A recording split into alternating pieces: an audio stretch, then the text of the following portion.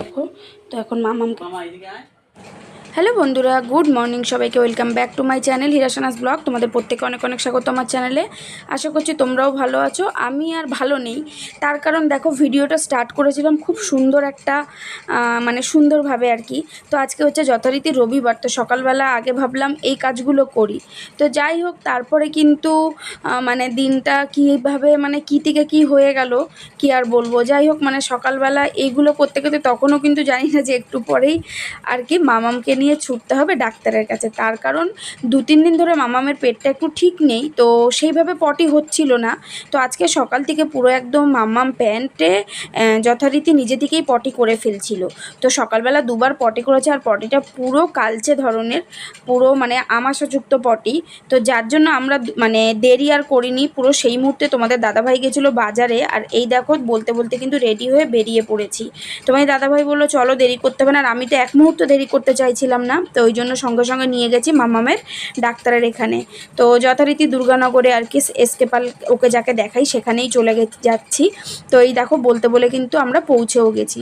তো এখানে দেখে নেব। আর আজকে কিন্তু সেভাবে পেশেন্ট ছিলই না, আমরা আসার পরে 2-1 জন এসেছিলো দেখলাম, তার আগে ছিল কি না জানি না। যাই হোক চলো ডাক্তারটা দেখিয়ে নিই এখন কি বলে দেখি। তারপরে ফাইনালি দেখো বাড়ি চলে এসেছি। বাড়ি আসার পরে এখানে মামামকে দিয়ে দিয়েছে বেশ কিছু ওষুধ। আর এই যে তোমরা ওষুধের পাতাটা দেখছো, ওই ওষুধের পাতাটার দাম 500 টাকা, জানো না? ওটাই আর কি মেন একটা লিকুইড যেটা আর কি পটিটার। তো বললো পেটে একটু ইনফেকশান হয়েছে সেই কারণে। মানে কি আর বলবো, আর ভালো লাগে না জানো তো, 2 দিন অন্তর অন্তর এই ডাক্তার বদ্যি দেখানো আর সত্যি ভালো লাগে না। মানে 2 দিন পর পর কিছু না কিছু হতেই থাকে।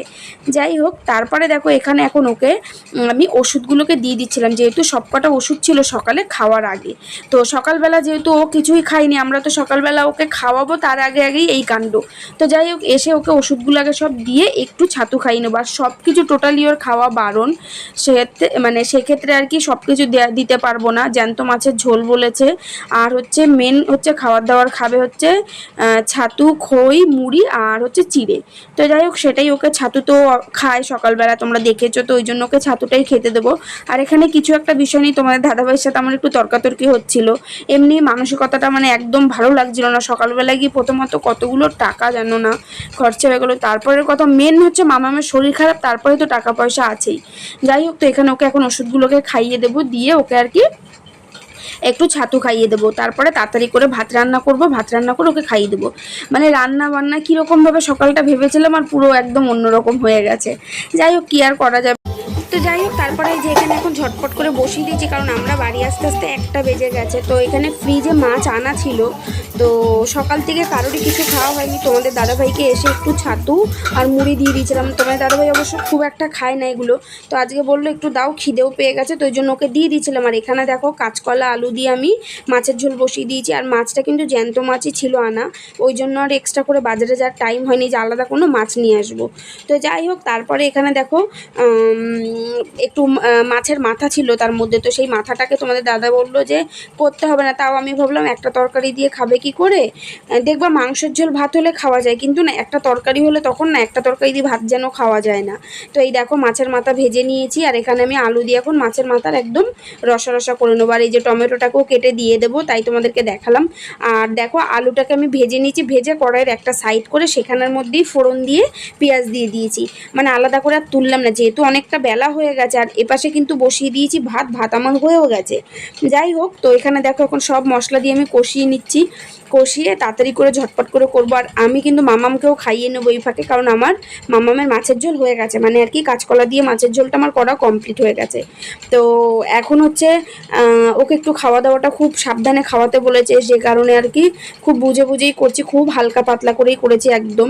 আর এত তাড়াহুড়া না কি আর বলবো। তো এটা যেহেতু ওকে খেতে দেবো না, তো এটা একটু মোটামুটি আর কি মশলা দিয়েই করেছি, কারণ মাছের মাথা না একটু মশলা না হলে ভালো লাগে না খেতে। যাই হোক চলো, ওইদিকে মামামকে খাইয়ে নেব। তো কাঁচকলা আলু দিয়ে মাছের ঝোল করেছি, এই যে এই দেখো। তো এখন মামামকে খাইয়ে দেবো, চলো ওকে খাইয়ে দিই আগে, কারণ দুপুরে খাওয়ার আগে কোনো আর ওষুধ নেই, সকালেই ছিল। চলো, তো চলো দুপুরে একদম খেতে বসে পড়েছি। তোমাদেরকে একবার তরকারিগুলো দেখিয়ে দিই। এই যে দেখো মাছের মাথা দিয়ে রসাটা, আলু দিয়ে, আর এই হচ্ছে মাছের ঝোল। তো তোমাদের দাদাভাই খেতে বসে পড়েছিল আগে থেকেই, চলো খেয়ে নিই। তো তারপরে দেখো গুড ইভিনিং জানাচ্ছি সবাইকে। আজকে দুপুরবেলা খাওয়ার পরে আমার শরীরটাও প্রচণ্ড পরিমাণে খারাপ লাগছিল। আর তোমরা দেখতে পাচ্ছ আমি কিন্তু নতুন নাইটি পরেছি। আর এইসবের মধ্যে আর কোনো ভয়েস দিতে না ইচ্ছাই করছিল না, মানে সামনাসামনি কথা বলতে। তো এই দেখো এখন একটু মাম্মাম বেটার আছে, মানে পটিটা আর আপাতত মানে করেনি। এটা হচ্ছে সন্ধ্যাবেলা। তো এই দেখো নতুন নাইটি পরেছি, সেটাও তোমাদেরকে একবারে দেখাচ্ছি। আর এই যে আমার মাম্মামকে একটু আদর করছিলাম।